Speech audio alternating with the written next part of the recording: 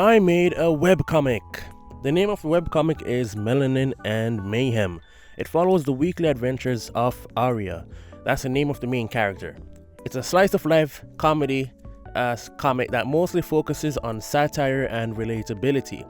It's a way for me to improve my art and my drawing speed. To be honest, I did this just to see if I could, and I did. And now it's my responsibility to keep updating this comic every week and be consistent with the quality. It's definitely going to be a challenge. I made it a short comic because I'm planning to make it around my job. I don't have much time when I get off work, so I don't have much time on my days off. So I'm hoping to make this like a short slice of life kind of thing because of my lack of time. That way, it's easier to push out and I can keep improving without having to worry about a lengthy story. I was mostly inspired by other comics, such as Modern Mogul, Books of Adam, Zomcom, and Blue Cheer. All of these comics have something in common, and that it's being short and punchy, but relatable and funny. Something that I'm striving for. I have always wanted to make a comic for the longest time, but never had the confidence nor the resources to make something that I would like. But now I finally do.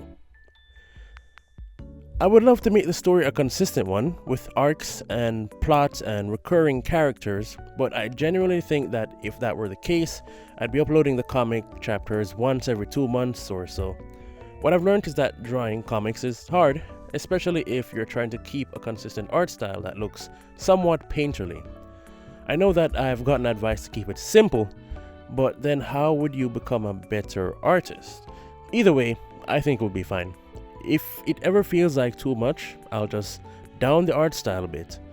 But yeah, the comic is out right now, and there's only 1 episode, and it sucks, but it's a work in progress. This is just a start. I wanted to put something out there that... I just wanted to put something out there. I took inspiration or reference heavily from Modern Mogul for the first chapter. Mostly its compositioning. It's really tactile and serves the reader without wasting too much space. It looked brilliant, so that's why I wanted to try it out. I hope they don't classify this as stealing. I just thought it looked really cool and wanted to give it a shot. I'll be making my own compositioning, by the way, so don't worry. I think her design is super cool. I love how the hair came out, super bouncy and fun looking hairstyle.